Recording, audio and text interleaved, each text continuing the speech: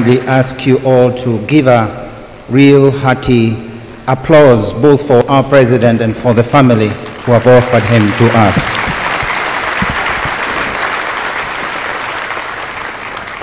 Thank you, Mr. Jimmy Kibaki and the entire family for that tribute and gratitude. Still within this context of prayer, each one of us, whatever faith you are, we invite you to continue praying for the soul of this dear father, grandfather, and mentor for many. Do not leave this place without having left your prayer. And so, within this same context of prayer, allow me kindly to invite our former Prime Minister, Right Honorable Raila Ondinga, to also make his brief tribute. We invite all of us to observe respect to our late president as we invite our leader to say a few words of tributes. Your Excellency, Honorable Raila Ondinga.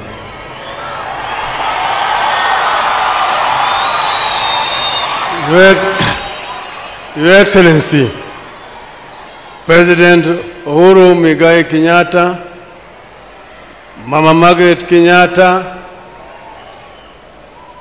Excellencies, Presidents, and other leaders from other African countries who have joined us today as we mourn our third president, Deputy President, diplomats who have been here, ladies and gentlemen, wananchi wote, hamjambo.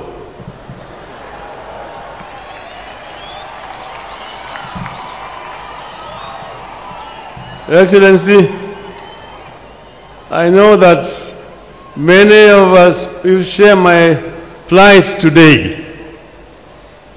My plight today is just like a member of the clergy, either a father or a padre who is asked to eulogize a bishop, but not to talk about the bishop's religiosity or religion. I've been asked today to talk about our president, but without talking about politics. I don't know how to eulogize a politician without talking politics.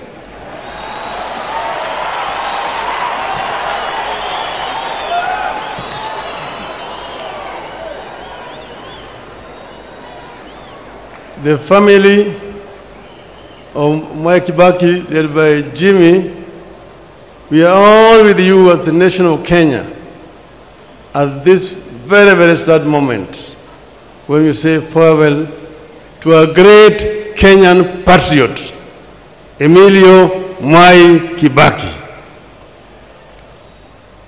But then, how did Mwai Kibaki come into where he came into?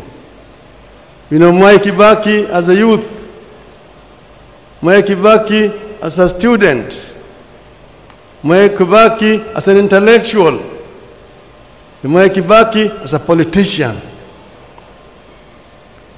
The story was told to us by Jaramogi and Mwai that after KANU was formed in Kirigiti Stadium in 1960, our draft constitution had been presented there, had been prepared by the one Mr. Ojino Okeo, who was Jaramogi's secretary. And he died on his way back to Kisumu through a road accident at the escarpment. Then later on, Jaramogi went to Kampala as a guest of President Milton Obote.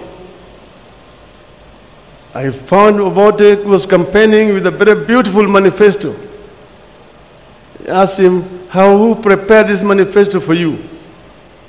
Obote said, there are some young men here in Makerere who are very good.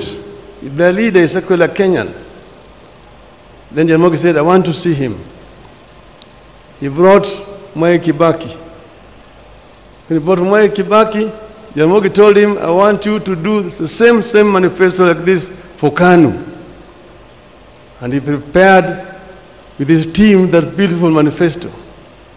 And that's how Jaramogi now invited him to come and become executive officer of KANU. And that started the journey. We know Kibaki as a member of parliament for Donholm. You know Kibaki as a minister for commerce and industry, as a minister for finance, as a vice president, as a leader of the opposition, as a president, as a retired president. And now here we are saying bye-bye to him, a great Kenyan. Mwai Kibaki is a gentleman, a man of conviction, a man who loved perfection. You worked with Kibaki first in the opposition together as our leader. How he used to lead, how he would discuss the budget and come up with all eloquent exposition of the budget, better than the Minister of Finance, and tell him how it should be done. Kibaki will tell you, these people don't know what they're doing. Bure kabisa. And when it's a lot of nonsense, he say, imavia kuku.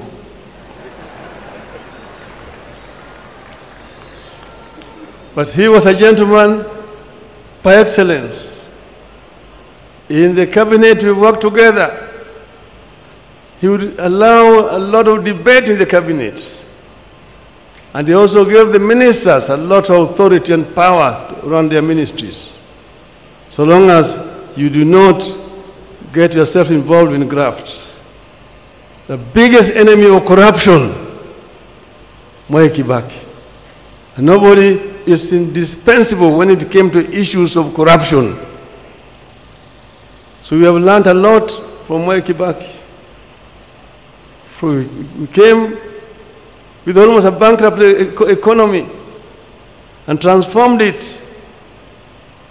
At one time when we were living, it was rising at a rate of 7% per annum because of Mwai Kibaki.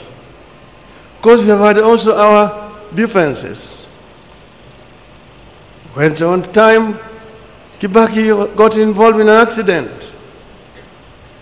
Others, opportunities took advantage of that position. We never held it against Kibaki. At the time when we were negotiating post-election violence, the stocks had collapsed at Serena. Kofi Annan invited me and Kibaki for a meeting. We sat in the office of the president, President Kikwete, President Mkapa, Graça Machel, and Kofi Annan. We talked and talked. In the end, I said, I'm ready to come down to this point. This is the reducible minimum. And Kibaki then agreed. So when we agreed, we shook hands. After shaking hands, the other people now wanted to come into the room to try to persuade him not to agree. He told them, tumemaliza kila kitu. Sasa hakuna kitu tena, tunakwenda kuongea na dunia sasa. And we came out and shook hands with Mwai Kibaki, and he kept those words. There were differences sometimes in the course of running the government, but all of them were able to resolve them amicably. So in retirement, we will continue to remain friends. Each time he has been an advisor to me in many ways. So I've truly lost a friend The country of Kenya has lost a true patriot, a great leader, whose value will only be known with the time as time continues to unfold. Mwai Kibaki, Emilio Mwai Kibaki, rest in peace, rest in eternal peace. I bring finally also to you people condolences of the Kenyans in diaspora around the world who are not able to be with you here today. Thank you very much.